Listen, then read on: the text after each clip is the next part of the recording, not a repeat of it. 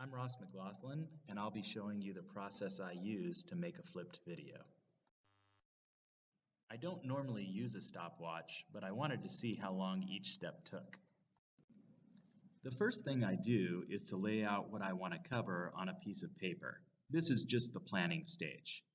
I want to talk about a concept that I feel like I can cover in about 8 minutes or less. Shorter tends to be better when you're talking about having kids watch videos.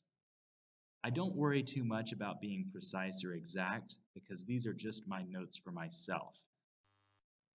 Essentially, I'm thinking about how I want to present the content.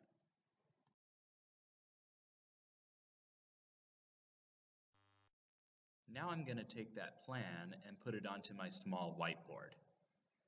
Obviously, since this is going to be what's filmed, neatness and use of color, writing legibly, and big enough so people can see it are all major concerns. I also like to try to use any graphic organizers, whether that be bullets or whatever might fit for your class. You should try to use those as much as you can.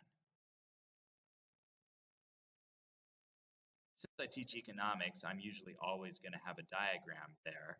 One thing on any visuals like that is they really need to be big and clear if they're going to be effective. I will use multiple whiteboards sometimes, which is nice because it gives you a natural break if you're going to need to do any editing. Making the whiteboards is the most time-intensive part of this process. Here's what the finished product looks like. Now we're ready to make the video. I just use a little flip cam. I make sure the height of it is about head height. It's about 2 meters from the whiteboard. I make sure to keep my lights off, otherwise you get funny glare on the screen. As you'll see in the finished product, my torso and head are also in the shot, and I sit next to the whiteboard so that I can point and maybe draw a little bit.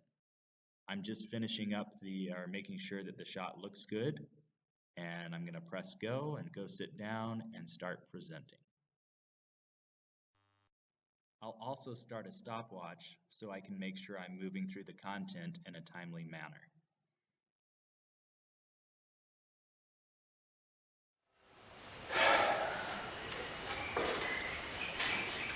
Today, we're going to continue looking at how government intervention affects the market. I start by taking a deep breath, and then I just try to present as normally as possible, as if I were talking to my class. It's probably silly, but one of the hardest parts of this process is that I tend to be camera shy.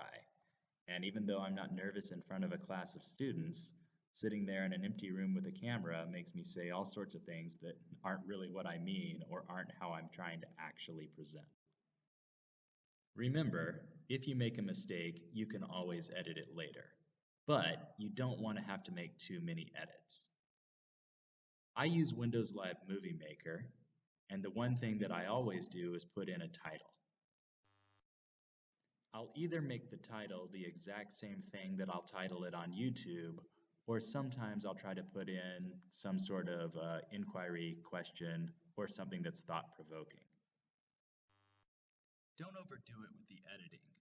It can eat up a lot of time and probably doesn't make your video any better. I spend less than 5 minutes in most cases now.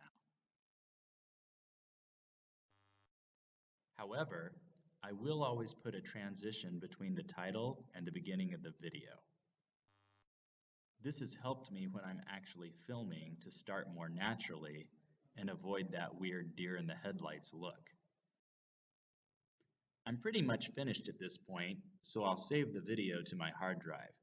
This is so I can edit it later if I want to, but also if we have any sort of internet issues, I can just directly give it to a kid on a thumb drive or something like that.